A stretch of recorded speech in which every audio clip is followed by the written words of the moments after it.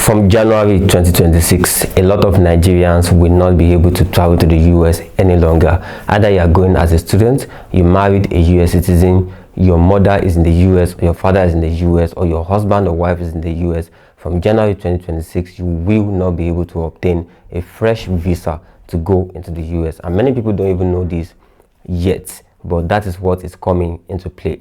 I'll be explaining what this is, what is going on, why it was introduced, what you can do, and what process you should look out for if you are part of the people that are involved, and how Nigeria come into play to ameliorate this situation, and what can be done, what has happened in the past, and the likes. So let's just jump into the video. It has been announced December 15 and signed by President Donald Trump that Nigeria is part of the countries. Not only Nigeria, there are a lot of countries, and Nigeria is part of the countries on partial visa ban into the United States of America. And the reason cited for Nigeria being part of the list is because of security concerns, and also the aspect of overstaying visas. So the security concern is that the US is concerned that there are a lot of porous means when it comes to acquiring the Nigerian passports. Of course, the Nigerian government is doing some of the things that they can do in an aspect to make their passport acquisition more thorough, but the US government still finds a lot of fault in how births are being documented in Nigeria, birth registration, and also death certificate issuance, and a lot of things. You can easily, there are some people today that don't have a birth certificate, and they can easily walk into the local government and pay money and declare this is the year that they were giving birth to. And some of those kind of parole system is what the US is saying, that it eliminates the opportunity to get real facts and real information on an individual trying to enter the United States of America. Even when the NIN was connected to the passport acquisition in 2024 and 2025, over 2,000 people who are not even Nigerians were discovered trying to use fake NIN to obtain the Nigerian passports. So the government is doing the what they could on the NIN, linking it with passport acquisition and the likes. But of course, there's still a lot of work still has to be done. And the US government is also saying that there is no accurate database of criminal activities in Nigeria. So, before you can travel out of the country to any country, they will ask for your criminal records and the likes. And they see Nigeria as a place where you can falsify a lot of documents. They want Nigeria to share their access into the criminal database with the United States. They want Nigeria to share the real access, and updated information about terrorist organizations, people who are linked to terrorists, people who are suspected to be part of a terrorist organization. They want Nigeria to share those data with them. They want a more accurate data on terrorism in Nigeria. And also because of the poor system of passport acquisition and the likes, some people whose country have been banned, they may come to Nigeria, get a Nigerian passport, and then enter the United States of America. So this is one of the reasons that was cited, that we need to up our identification system, our biometric and the likes, birth certificate, sharing of criminal activities, terrorist organizations and the likes. So that's one. Another is overstay. The US cited that people who came to the United States as students, there are about 11% of them who overstayed, who are staying behind, overstayed their visa legally. They overstayed their visa, and they are supposed to return to their country, and they did not return. And meanwhile, the United States government declared them not really legal to be in the United States, and they want to repatriate them, but the Nigerian government is not accepting them. The Nigerian government is not accepting them. There was a case recently of people saying Nigerian government should accept its citizens in the US who are out of status, but Nigerian government says it's not going to accept anybody. So because there are overstay and Nigerian government is not intending to accept, so this is another reason that was cited. So those are the major reasons cited by the United States government for introducing this partial ban. But what about those who are in the process of applying for their visa currently, who are in the middle of it? As of the law will fully come into effect on January 1, 2026. If there is a possibility of you bringing your visa application, maybe there's an emergency date that you can bring it to December and not January, then you should do that, because after January 1, the power to authorize a visa has been rescinded from embassies in Nigeria. So they will not be able, it will just be stuck in the system. So it will not be possible anymore. But if you're in the middle of an application, if there's a possibility of you checking for another emergency date and picking that may be sufficient. But of course, there are some area where some of these things might be waived, and maybe for example, for sporting activities, people who want to go to the World Cup in 2026, or people want to go for the Olympics in 2028, this may be permitted, and for other maybe ambassadorial activities and the likes.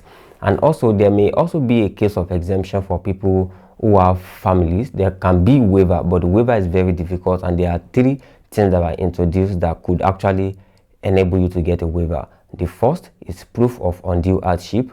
The second is proof of being a national interest personnel, and the third is that you are not a security threat. You are not a threat to national security, and I will explain it. What this means is that, for example, you have a family in the US and you want to still go to the United States of America. Maybe your husband is there or your wife is there. Proof of hardship can either be maybe the citizen who is in the US is a special need person, and you need to be there to provide for the person, or else the person is going to, the person wouldn't have the resource to cater for himself or herself, or maybe the person doesn't have the money to cater for herself and the likes, and then you are coming in as someone, which leads to the second aspect. You are coming as someone of national interest. That is, maybe you are a doctor, you are an engineer, or someone who is actually highly skilled, that you can work on a project that the United States government is focusing on, or that you are very skillful enough that everybody knows without doubt that you are of national value. And then you will also show that, okay, you will be able to provide for the US citizen that you are coming to meet. And the third is that you are not a national threat. A lot of background checks will be conducted on you. So those are the special cases that can be checked. But now, some of the things that can come into play that can overturn this partial ban is the Secretary of State and the Homeland Security often review every 180 days this list. So when they review it, they can make a recommendation for it to be taken out if the Nigerian government up their electronic system and the aspect of the database give the United States opportunity to access the criminal database where there is accurate information on terrorists, suspected terrorists, and terrorist organizations as well. So that could be done. And also another thing that could happen is if the president decided on his own to just take it off, or maybe there is maybe there's a new president, like when Joe Biden came in 2021, it take a lot of restriction off from many countries, and Nigeria inclusive,